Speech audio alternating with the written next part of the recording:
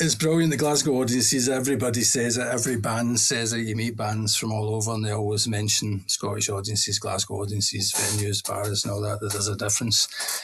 And they're not lying, there is a difference. It's just a vibe and an energy that's not seen in a lot of other places, so it's going to be special for us. I can't believe it's been this long, but it's been 20 years since the Fratellis released, your debut album, Costello Music, and you've got the anniversary tour coming up after having to postpone it earlier this year. Can you just tell me a little bit about, what it was like at the start, how things have all changed for you? Well, it was quite mind-bending for a start to hear it's 20 years. We obviously know it's 20 years, but when other people say it and some people mention the word decades at you. Now we're into the 2-decade thing. Yeah, it's quite bizarre, but it's good. I feel like we're in a good place. We're very lucky to still be able to do, what we do, to get the chance to do it. So it's been a wild ride, 20 years. It's been fun. In some ways, everything's still the same. In other ways, it's vastly different, but that's just the landscape of the music industry in general, I think. But like I said, it's not lost on us how lucky we are to still be doing it. And I was reading an old interview with yourselves from back in, I think it was 2007. Is it true that the band started with, was it yourself or was it Mince putting up a sign in a window in a music shop? Yeah, we all did. We all put signs up to start new bands and we all answered each other's adverts.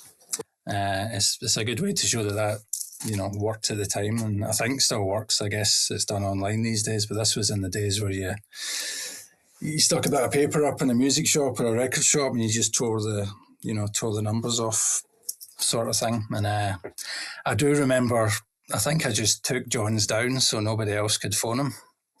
So I don't know if he knows that, and so he probably never get any other phone calls other than me. But it worked. I'm quite happy with that. So yeah.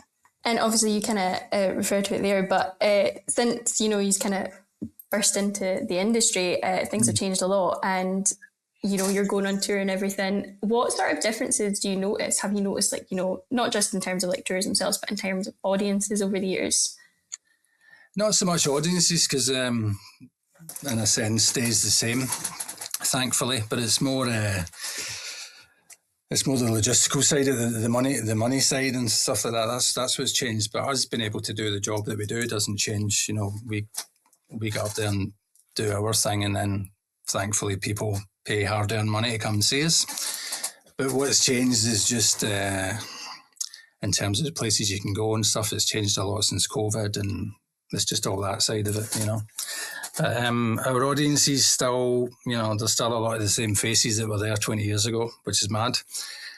And they bring their kids along now as well, and we've got,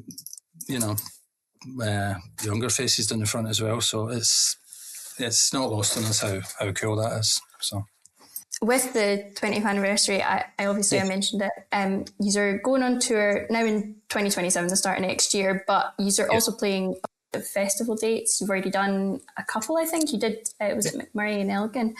Yes. What's the sort of response been? Have you been playing mostly just, anniversary songs? What's the set list been like, or what's the response been as well? It's been brilliant. It's been great. We, like you said, we have just started, so I think we're 4 gigs in to the sort of festival run.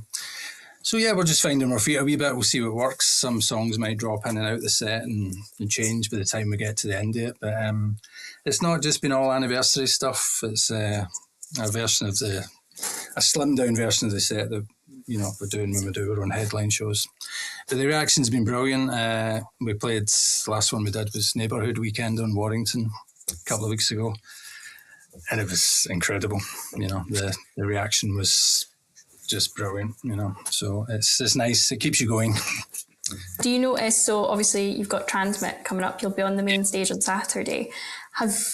What do you notice? Is there a difference usually when you're in, hometown playing gigs? What are you looking forward to? There's obviously a massive difference because there's, that's the city we grew up in. We going to festivals and going to gigs and stuff like that. So it's nice to be one of the guys that's up on the stage doing it rather than going to gigs. But it's brilliant. The Glasgow audiences, everybody says it. Every band says it. You meet bands from all over, and they always mention Scottish audiences, Glasgow audiences, venues, bars, and all that. That there's a difference. And they're not lying. There is a difference. There's just a vibe and an energy that's not seen in a lot of other places, So it's going to be special for us. Obviously, as everything's coming up, it's also Scotland's in the World Cup this year. And back in, I think it was 2021, the Euros, you guys did a cover of Yes Sir I Can Boogie. Yeah. Can we expect to hear any sort of like World Cup songs from yourself, or? No, we'll just roll that one out again and see what happens.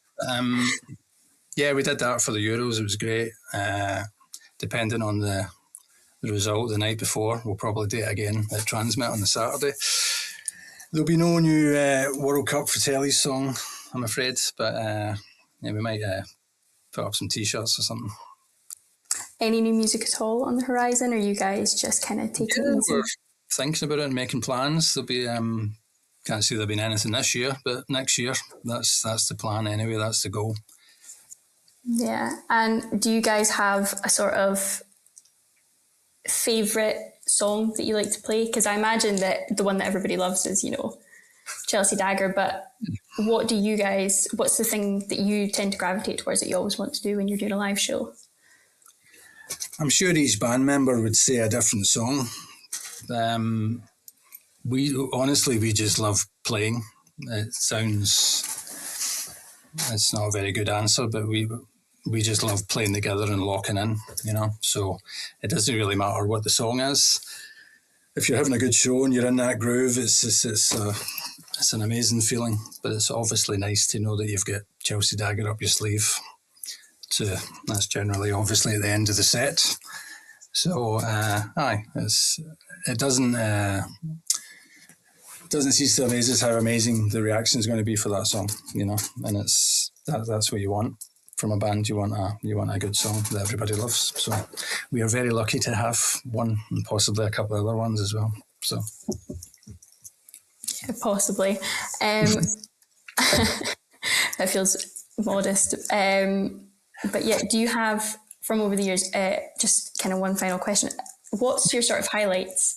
Because it's been a career. Hard to say. There's been a lot of great ones.